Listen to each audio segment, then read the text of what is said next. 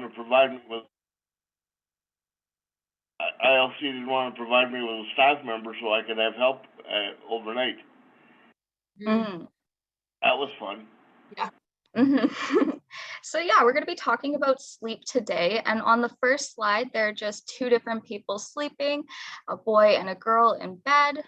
So the second slide is, oh, sorry, there's different things just in the way of my screen when you're the presenter.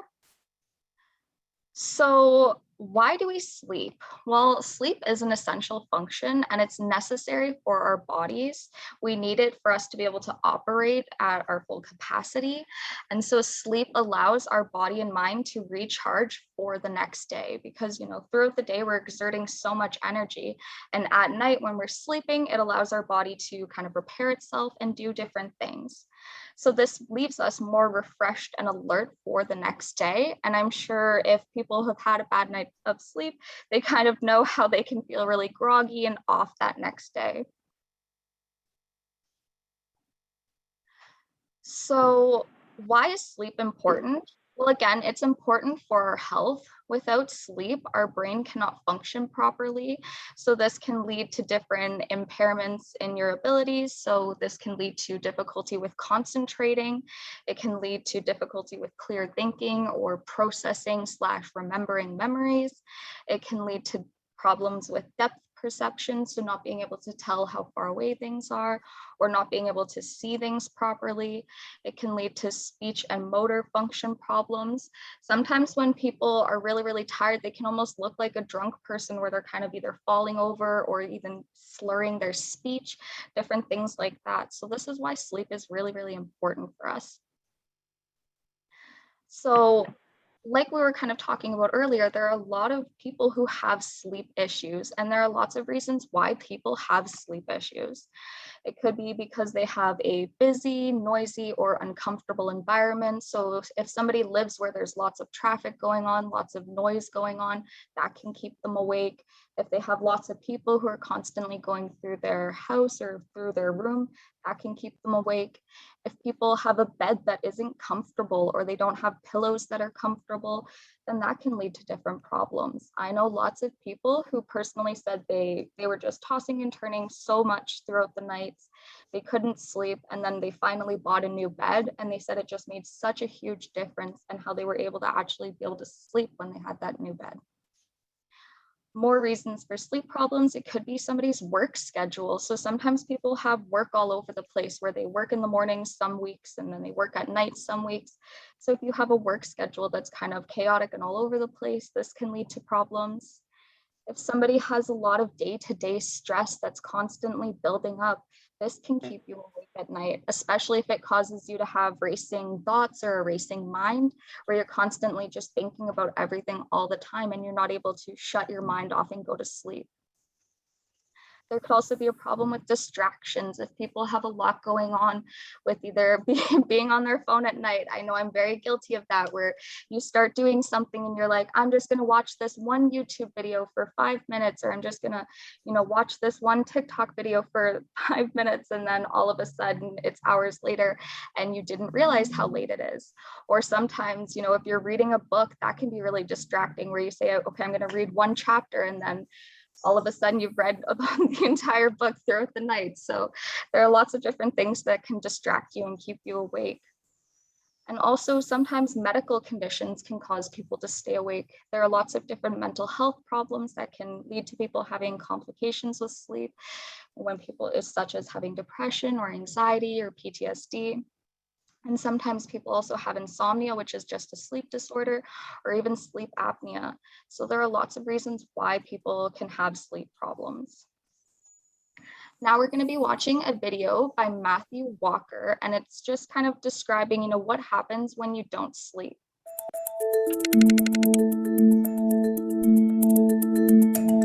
My name is Matthew Walker. I am a professor of neuroscience and psychology at the University of California, Berkeley, and I am the author of the book, Why We Sleep. We certainly know that a lack of sleep will actually prevent your brain from being able to initially make new memories. So it's almost as though without sleep, the memory inbox of the brain shuts down, and you can't commit new experiences to memory. So those new incoming informational emails are just bounced, and you end up feeling as though you're amnesic. You can't essentially make and create those new memories. We also know that a lack of sleep will lead to an increased development of a toxic protein in the brain that is called beta amyloid, and that is associated with Alzheimer's disease, because it is during deep sleep at night when a sewage system within the brain actually kicks into high gear and it starts to wash away this toxic protein, beta amyloid. So if you're not getting enough sleep each and every night, more of that Alzheimer's related protein will build up. The more protein that builds up, the greater your risk of going on to develop dementia in later life. What are the effects of sleep deprivation on the body? Well, there are many different effects. Firstly, we know that sleep deprivation affects the reproductive system. We know that men who are sleeping just 5 to 6 hours a night have a level of testosterone which is that of someone 10 years their senior. So a lack of sleep will age you by almost a decade in terms of that aspect of virility and wellness. We also know that a lack of sleep impacts your immune system. So after just one night of 4 to 5 hours of sleep, there is a 70% reduction in critical anti-cancer fighting immune cells called natural killer cells. And that's the reason that we know that short sleep duration predicts your risk for developing numerous forms of cancer. And that list currently includes cancer of the bowel, cancer of the prostate, as well as cancer of the breast. In fact, the link between a lack of sleep and cancer is now so strong that recently the World Health Organization decided to classify any form of nighttime shift work as a probable carcinogen. So in other words, jobs that may induce cancer because of a disruption of your sleep-wake rhythms. We also know that a lack of sleep impacts your cardiovascular system, because it is during deep sleep at night that you receive this most wonderful form of effectively blood pressure medication. Your heart rate drops, your blood pressure goes down. If you're not getting sufficient sleep, you're not getting that reboot of the cardiovascular system. So your blood pressure rises. You have, if you're getting 6 hours of sleep or less, a 200% increased risk of having a fatal heart attack or a stroke in your lifetime. There is a global experiment that is performed on 1.6 billion people twice a year, and it's called daylight savings time. And we know that in the spring, when we lose 1 hour of sleep, we see a subsequent 24% increase in heart attacks the following day. Another question perhaps is, what is the recycle rate of a human being? How long can we actually last without sleep before we start to see declines in your brain function or even impairments within your body? And the answer seems to be about 16 hours of wakefulness. Once you get past 16 hours of being awake, that's when we start to see mental deterioration and physiological deterioration in the body. We know that after you've been awake for 19 or 20 hours, your mental capacity is so impaired that you would be as deficient as someone who is legally drunk behind the wheel of a car. So if you were to ask me what is the recycle rate of a human being, it does seem to be about 16 hours, and we need about 8 hours of sleep to repair the damage of wakefulness. Wakefulness essentially is low-level brain damage.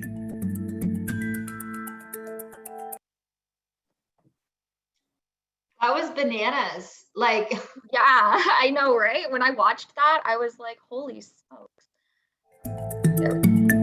I know that's scary stuff to think about, right? So yeah, like what did people think of that video? That's so scary to think about, like that it can literally lead to cancer. Like it can, like you're basically as drunk, you're basically like a drunk person behind a wheel when you're sleeping, when you're have 20 hours of being awake. Like, yeah.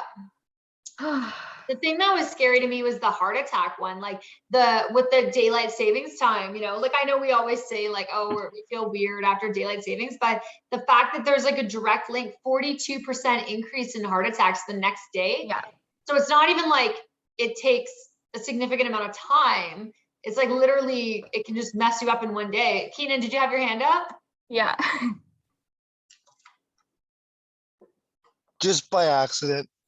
Oh, okay. Did you have something you wanted to say though? What'd you think of the video? I've been a terrible sleeper for probably the last, I'm gonna say 15 years of my life. So that's pretty scary when you think about all the negative effects of it. Yeah, it's so important to get a good night's sleep, and like we really have to prioritize it. I feel like oftentimes we think of it as just something we have to do here and there, you know, like, but really we have to make it like important. And I mean, I know I'm preaching to the choir, but like, yeah. Anyways, Megan, we'll let you continue with your presentation. That was no worries. I just wanted to give people video. a chance to, connect about that after, because it's definitely a little bit of a scary video. It's definitely eye-opening though. And that's why it's interesting that we don't talk about sleep more. You know, we hear lots about physical health, about working out and stretching and doing things. We hear, we're hearing more about mental health, about, self-care and taking care of your mental capacity and your mental space. But we don't talk enough about sleep and how when we don't have a good night of sleep, that can really mess us up. And so, again, having a bad night of sleep can really lead to a lot of negative consequences. So it can lead to low energy, so not being able to do the things you want, not being able to be productive throughout the day, however that may look to you.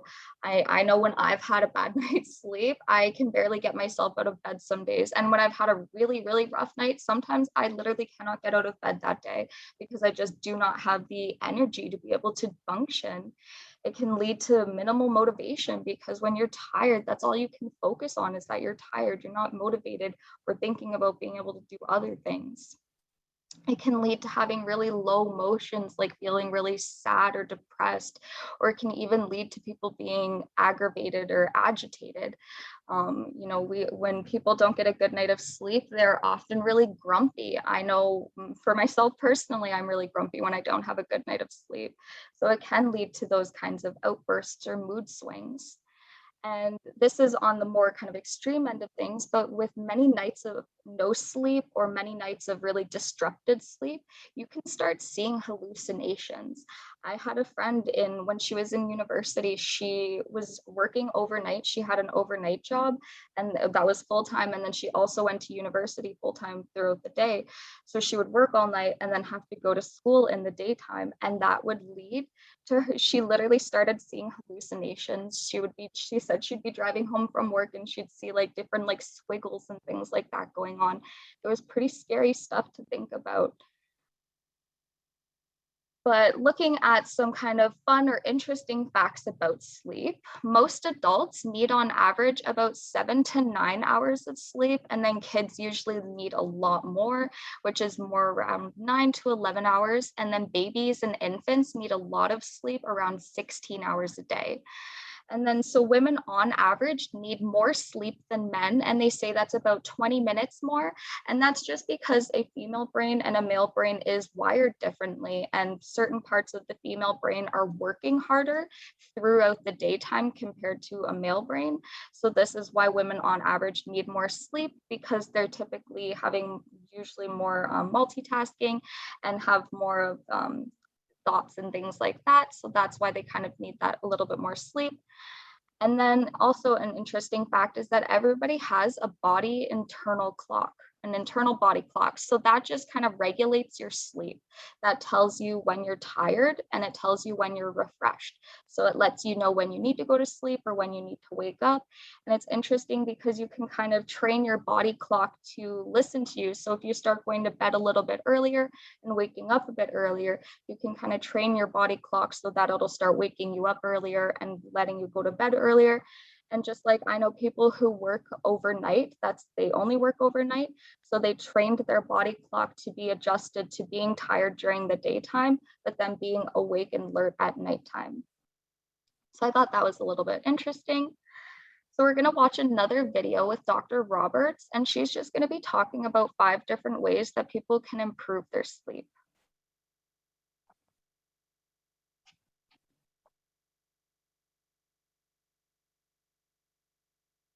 Welcome, I'm Dr. Melina Roberts, and I'm going to talk about the 5 ways that we can increase the quality of our sleep. Because you'll often hear me say that sleep is one of the foundational aspects of our health, and it's extremely important for us to have really good, high quality sleep. So I want to go through and say the 5 ways that we can be increasing and improving the quality of our sleep.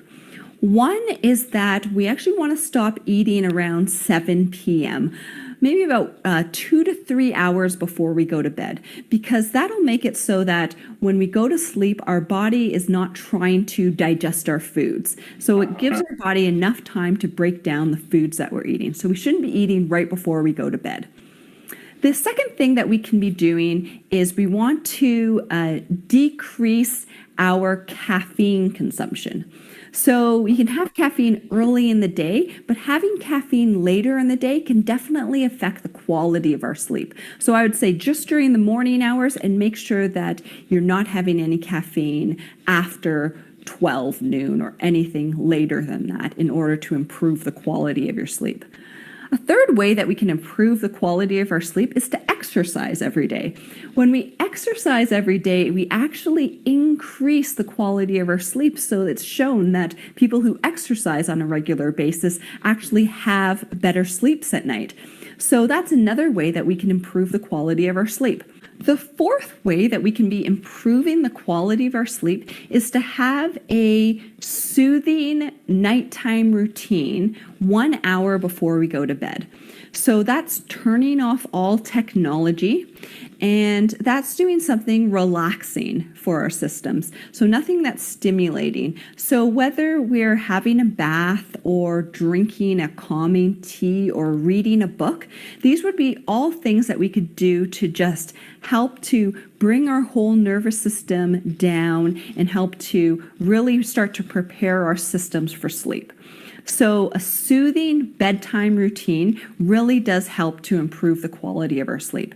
So the fifth way that we can be improving the quality of our sleep is having a really good sleeping environment. And so that sleeping environment really needs to be really dark. So you may need blackout blinds so that no light is coming in. You want it to be quiet. And we also want it to be slightly cold, so slightly below room temperature is an ideal sleeping environment. And you can think of like a cave. That's what the kind of environment that you want in order to have a great sleeping environment. And when you have a great sleeping environment, you actually can improve the quality of your sleep. So these are 5 ways that we can be improving the quality of our sleep and really improve our health, as that major foundation of good health is to have good quality sleep. So thank you so much for listening. I hope you found value. So yeah, I liked that video because it was kind of, simple and realistic with what she was kind of suggesting, some of those things. Oh. So just looking at, again, just going over those 5 ways to improve sleep is not eating before bed. I'm very guilty of this. I'm very guilty of having snacks at night or different things like that, or eating kind of late. And so that can actually keep you up later because your body is trying to work on digesting the food. So it's suggested to not eat right before bed. Decreasing how much caffeine you have, especially not having caffeine right before bed. I know there's sometimes people really like tea, but they have to be careful with the teas because sometimes teas are very caffeinated. Some teas are more caffeinated than coffee. So you do have to be careful to make sure it's a decaf or, things like that. The third one was exercising as much as you can. So exercising throughout the day, whatever that looks like for you, whether it's, stretching or different things like that. I know she didn't go over it, but not exercising right before bed, because when people do exercise, however that looks, then it can create your body to kind of have that adrenaline and your blood pumping. So it can actually keep you up. So not working out right before bed, but at least a couple hours or, more, so that you can kind of get that energy out. And then the fourth one was having a soothing nighttime routine. So doing things that are relaxing for you. So putting away those distractions, turning things off, especially turning off the technology, because those lights keep us awake at night, especially if you're on your phone in bed scrolling through things, that light keeps you awake at night.